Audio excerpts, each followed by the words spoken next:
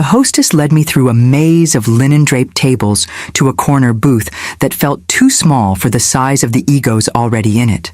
Caleb Voss spotted me first. Leaning back so far in his seat, he looked like he owned the place. "Lena," he said, in that drawl of someone who thinks your name is a question mark. "We were starting to think you'd gotten lost, or maybe—" He flicked the leather-bound menu open. "The prices scared you off." Hi, before we find out what happens next, make sure to give us a like and subscribe to the channel. It takes a second and really help us grow. Out to the story. Sloane gave a tinkling laugh, the kind you hear at fundraisers right before someone sharpens a blade. "Oh, Caleb, don't tease," she said, her eyes sliding toward me. "She's just more practical than the rest of us." Practical was her polite word for cheap. I set my bag down, smoothing my blazer as I slid in beside Jamie. He gave me a brief, sympathetic glance before looking away. Across the table, Caleb was already signaling for the sommelier, like he'd been rehearsing the move in the mirror. "Order small, Lena," he said, flipping a page. "This place is an investment. Probably not in your monthly budget." The server appeared beside us, pad in hand. "Good evening, everyone. May I start you with still or sparkling?" "Sparkling," Caleb said immediately, not looking up. "For the table." I met the server's eyes. His name tag read Raphael. "Still for me, thanks," I said, smiling just enough for him to know I saw him, not just the uniform. Sloane was watching me like she was waiting for a retort. I gave her none. If there's one thing I've learned in rooms like this, it's that silence unsettles people more than sparring ever will. Over Caleb's shoulder, movement caught my eye. A small party was being shown to a table near the windows, a woman in a slate-gray suit, silver hair pulled into a neat twist. Marianne Leclerc, VP of Strategy. My boss's boss. She didn't look our way, not yet. But she was close enough to hear if Caleb kept performing at his usual volume. I unfolded my napkin onto my lap and picked up my menu, scanning past the pretentious descriptions to the small print. I could afford anything here. That wasn't the point. The point was deciding when and how to prove it. Caleb had a rhythm to his digs, and it didn't take long for me to hear it again. They always started light, like an icebreaker, before working their way into something that would leave you smiling politely while calculating the most professional way to leave. Tonight's starter was wine. "Get the Margot," Caleb told the sommelier, glancing at the list just long enough to make it look like he cared. "$95 if you've got it." He turned to Sloane, smirking. "Remember the last time we had a bottle that old? Was it in Capri or the Hamptons?" Sloane rested her chin in her palm, feigning thought. "Capri. And the bill was as big as the view. Would have been a little much for most people." She looked straight at me when she said it. Jamie shifted in his seat, pretending to study the cutlery arrangement. Raphael poured the first round, his movements smooth, his eyes flicking from one face to another like he was mapping the pecking order. I remembered the first time I'd been on the receiving end of Caleb's humor. It was last spring, a team lunch after I'd landed my first big contract as a consultant. When the check came, he'd looked at me and said, "You should expense your half. You probably can't cover it otherwise." I'd laughed it off, not wanting to make a scene. But the habit had stuck, like gum on the bottom of a shoe. Since then, there'd been the jokes about my car. Classic. Like, literally. About the watch I wore. That's vintage, right? From, like, your college days? And about where I lived. You're still in that walk-up? Quaint. They were never direct enough to be called out without looking oversensitive, but always sharp enough to nick something real. I'd learned to file them away, not for revenge, but for reference. Patterns matter. Tonight, the pattern was already playing out. Caleb ordered the most expensive steak on the menu, rare, the way it's meant to be, with truffle fries, for the table. Sloane added oysters, because we're celebrating, though no one said what for. When Raphael reached me, I ordered the seared salmon and a side of roasted vegetables. "Perfect," he said, jotting it down. "That's one of my favorites." Caleb made a face. "Fish? At a place like this? That's a choice." I smiled without looking up from my menu. So is showing up hungry to a room full of people you want to impress. Jamie's mouth twitched, like he was hiding a laugh. Over by the window, Marianne Leclerc was speaking with her guests, her voice low, measured. She had a way of sitting completely still when she was listening, like she could hear more that way. I knew her reputation: brilliant, decisive, and allergic to theatrics, which meant she was exactly the kind of person who noticed when others mistook noise for influence. The bread basket came, warm enough to fog the butter knife.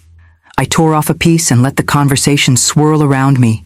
Stories about weekends in Napa, about old friends who happened to be minor celebrities, about business deals framed like fishing trips. Every so often, I caught Marianne's reflection in the glass, and I wondered if she was hearing the same undercurrent I was. It was a strange comfort knowing she was there. Not an audience, not yet, but a witness. And witnesses have long memories. Halfway through the first course, I could tell Marianne had started tuning into our table. It wasn't obvious. She never turned her head, never broke the polite focus she had on her companions. But every time Caleb's voice lifted above the room's hum, her conversation paused for half a second. The first time it happened, he was retelling the story of a client dinner in Vegas. $4,000 on the wine alone, he said, leaning back like the number was a trophy. Worth every cent. Some things you can't skimp on. He let the pause hang. You know? His eyes darted toward me. I didn't answer. I buttered my bread and nodded at Raphael when he refreshed my water. The second time, Sloane was detailing a branding refresh for one of her lifestyle clients. We cut the dead weight, she said brightly. Sometimes you just have to trim what doesn't fit the image. She meant the intern she'd let go in front of an entire team meeting. Jamie's shoulders stiffened at the memory. From my seat, I could see Marianne's right hand, resting still beside her wine glass, tap a single fingernail against the tablecloth. Just once. Then stillness again. When my salmon arrived, Raphael set it down with a quiet, "Enjoy, Miss Morel." I thanked him by name, earning a small, appreciative tilt of his head. Across from me, Caleb smirked. On a first-name basis with the help already? I didn't look at him. Courtesy doesn't cost me extra. That's when it happened. Marianne's gaze slid briefly to me. Not long enough to be caught by anyone else, but enough that I knew she'd clocked both my words and his. It wasn't approval, not yet, but it was the mark of someone sorting pieces on a board. The night wore on in slow layers, Caleb ordering another round of wine for the table, Sloane waving away a server mid-sentence, Jamie making small talk to fill the awkward gaps. I kept my answers short, my tone light, and my attention mostly on my plate. Not disengaged, just not performing. Near dessert, Marianne's party finished their entrees. She leaned in to listen to one of her directors, then glanced over her shoulder, her eyes scanning our table as if cataloging the scene. Her expression didn't change, but she held my gaze for a heartbeat longer this time, before turning back. Caleb didn't notice. He was too busy telling Sloane about the perfect ski chalet they'd be renting in January. Jamie noticed, though. His eyes flicked between Marianne and me, something like curiosity in them. By the time the plates were cleared, I knew two things. One, Marianne had heard enough to understand the hierarchy at our table. Two, she'd also noticed who didn't play the same game. The check would be coming soon, and when it did, it would be my move, not for them, but for her. The plates had barely been cleared when Caleb leaned back with the theatrical sigh of someone who thinks they've earned a standing ovation. "Well," he said, glancing at the time on his watch, "this has been indulgent." His gaze slid to me. "Now comes the fun part, math." Sloane laughed like she'd been waiting for the cue. "Oh, don't make Lena do that," she said. "Let's just split it evenly and she can Venmo us later. You know, after payday." Jamie's fork paused halfway to his mouth. I rested my elbows lightly on the table. "I think I can manage my share." Caleb waved me off, grinning toward Raphael as he approached with the leather check presenter. No, we're generous people, Lena. We don't want to break the bank for you." Raphael placed the presenter in the center of the table. Caleb reached for it, but I was faster. I slid it toward me, keeping my eyes on Raphael. "Would you run this for the full amount?" I said, handing him my card, "and add 25% for the staff? And if the kitchen allows, send dessert back there as well." Caleb blinked. "What are you—" I didn't answer. Sloane's smile wavered, the kind of slip that happens when the script goes off page. Jamie cleared his throat, his eyes darting between me and the window. And that's when I felt it. Marianne's gaze. I didn't turn to look, but the air between our tables shifted, a subtle tightening. She'd heard every word. "Certainly, Ms. Morell," Raphael said, taking the card with both hands. His tone had a note in it I couldn't quite name. Respect, maybe, or gratitude. Caleb tried again. "You don't have to—" "I know," I said simply, folding my napkin onto my plate. Raphael returned with the receipt. I signed, thanked him by name, and handed it back without a flourish. No speeches, no lingering eye contact with the people squirming across from me. As I reached for my bag, movement by the window caught my eye. Marianne was standing, smoothing the front of her suit jacket. She said something to her guests, then stepped toward the exit. Just before passing our table, she stopped. "Ms. Morell," she said, voice even. "I believe we're overdue for a one-on-one. My office will set it up." I met her eyes for the first time that night. I'd like that. And then she was gone, leaving Caleb staring at me like the tablecloth had just pulled itself out from under him. By the next morning, the dinner had already morphed into 3 different versions, none of them told by me. When I walked into the office, Jamie was at the coffee machine, stirring sugar into his cup like it was a cover for conversation. "You, made an impression last night," he said, glancing toward the sales side of the floor where Caleb usually held court. "Oh?" I slipped my bag onto my desk, booting up my laptop. He hesitated. "Let's just say word got around that Marianne LeClaire stopped at your table, and that you covered the bill." He dropped his voice, leaning in. "They're calling it the Voss dinner debacle." I didn't ask who they were. In offices like ours, gossip didn't need an author. It wrote itself. The first email in my inbox was from Priya. "Saw your post about the restaurant. Was that the dinner? Call me later." Also, 25% tip? That's a power move. I smiled faintly, tucking my phone away. Over near the corner conference room, Caleb was in with our director, gesturing a little too much, the kind of overcompensation you see when someone's selling a story they don't fully believe.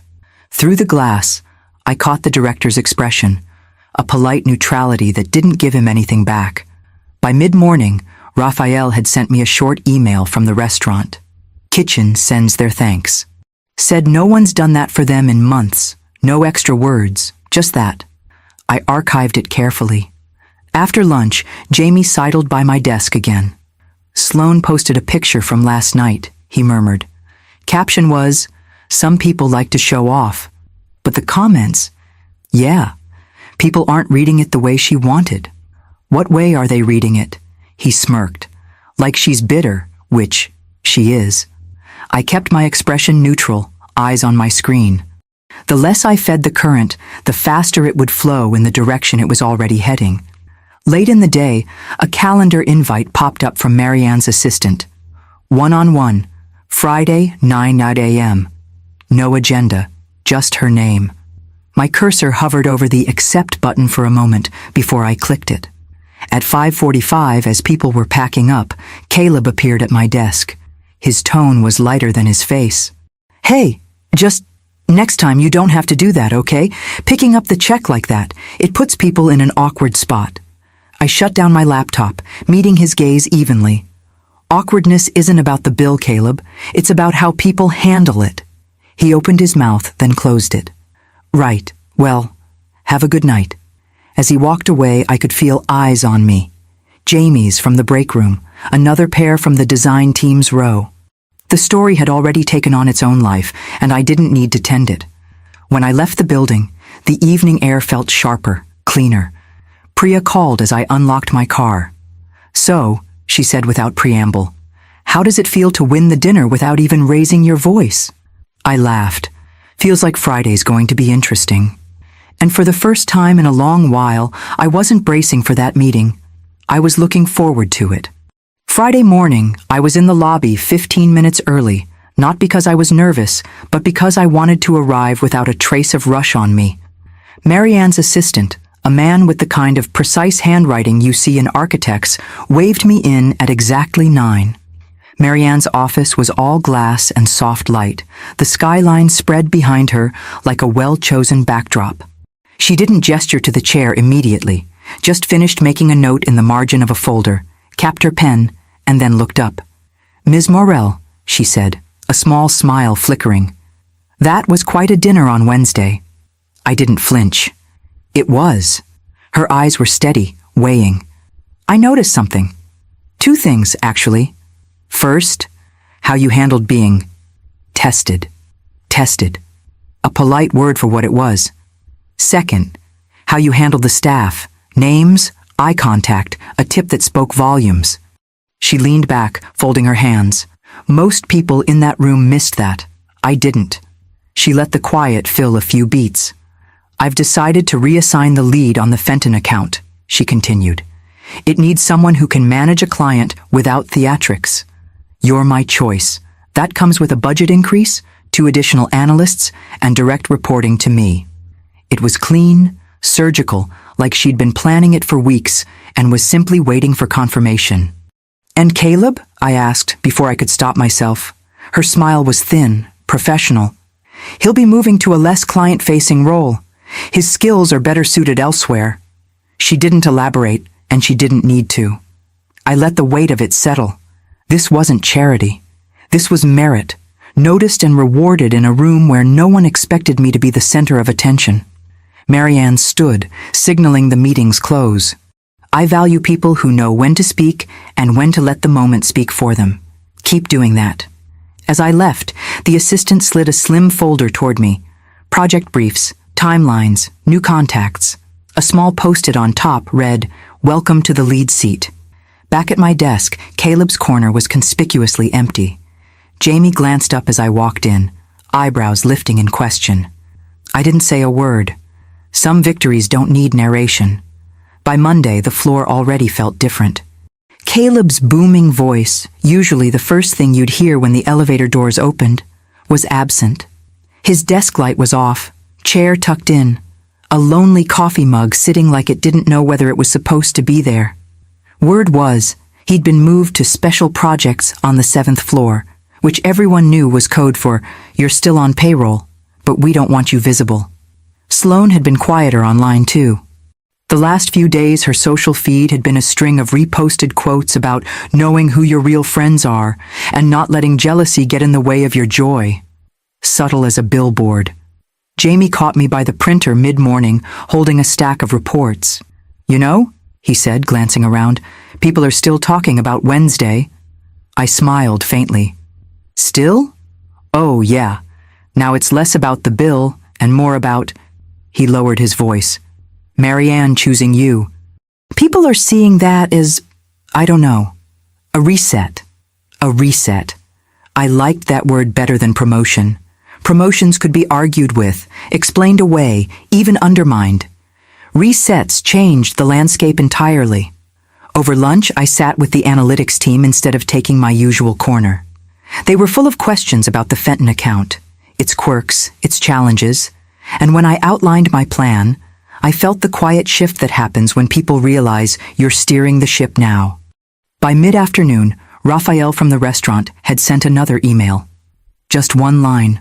"Word reached us about your promotion. Congratulations, Ms. Morel." No one else in the office would have understood how he knew. I did. That afternoon, I passed Marianne in the hall. She didn't stop, but she gave a small nod, the kind that doesn't ask for a thank you. Recognition without ceremony. It was more grounding than any handshake or speech could have been. Sloane tried once to bring up the dinner in passing while waiting for the elevator. "It was just awkward, you know," she said, her smile too tight. I pressed the button for my floor. "Only for some," I said, stepping in as the doors opened. By Thursday, the jokes about me being practical had evaporated. No one was checking what kind of car I drove or making cracks about my apartment. Instead, there were quiet invitations, meetings I wasn't previously on, strategy calls where my name was suddenly in the CC line. It wasn't just about a job title. It was about being seen differently by the people who mattered and by the ones who'd underestimated me. Caleb's shadow had been a long one, but now the light reached my side of the table, and I intended to keep it there. It happened 2 weeks later, during the quarterly strategy meeting. The kind of meeting where everyone wears their serious blazers, the air smells faintly of catered coffee, and the seating chart is a game of chess disguised as coincidence. Caleb had been summoned to present updates on one of his special projects. I could tell before he even started that it wasn't going well. His jaw was tight, his smile thinner than usual, like it was holding in more than words. Marianne sat at the head of the table, flipping through a packet as he began talking. He leaned on buzzwords, strung together a few vague metrics, and wrapped it all in a story about how we're still in the early stages, but it's promising. When he finished, Marianne set her packet down. "Caleb," she said, her tone calm but edged with precision. "You've been on this for 3 weeks. I'm not hearing measurable progress. Who's responsible for deliverables here?" There was a beat where I could see the thought flash across his face, to shift the blame, to suggest it was a team issue, but he swallowed it. "I am," he said finally. "And what's your plan to get back on track?" He hesitated. Just a half second, but in this room, half a second was loud. I think we need to revisit the initial scope and—" Marianne didn't sigh, but the silence that followed might as well have been one. "I'll be reallocating some resources," she said. "Lena, I'd like you to take a look at his current workflows, see where efficiencies can be made." The room shifted. Eyes slid from Marianne to me, then back to Caleb. "Yes," I said simply, jotting a note in my binder. Caleb gave a tight smile. "Of course." It was the last thread snapping, right there in real time. Not a blow-up, not a fight, just a clear reordering of the room's gravity. When the meeting ended, people shuffled out in small clusters. Jamie fell into step beside me. "You realize," he said quietly, "she just put you in charge of cleaning up his mess." "Feels that way," I said. "And you didn't even have to fight for it." "No, I hadn't. That was the point." From the end of the hall, I could hear Caleb's voice low and clipped, already trying to spin the outcome into something he'd chosen. But spin only works when people believe the story. And after that meeting, the story had changed. 2 Fridays later, I was back at Hearth and Ledger, this time for a quiet lunch with a client. Different table, different company, same warm smell of bread drifting from the kitchen. Raphael spotted me before I'd even sat down. "Ms. Morel," he said with that small, knowing smile. "Good to see you again." We kept the conversation light. Updates on the Fenton account, new hires, Marianne's habit of sending 2-word emails that meant more than whole paragraphs from other people. As I signed the check, this one just for 2, I thought about that night with Caleb and Sloan. How in the moment it had felt like a single choice, pay the bill or let them set the frame for who I was. It turned out the payment was never the win. It was the test. And everything that followed, the promotion, the shift in the office, Caleb's slow slide into the background, was just the proof that I'd passed it. When I walked out, the sun caught on the restaurant's brass door handle, warm under my hand. I stepped into the street knowing I didn't just earn a bigger title. I'd claimed my seat at the table, permanently.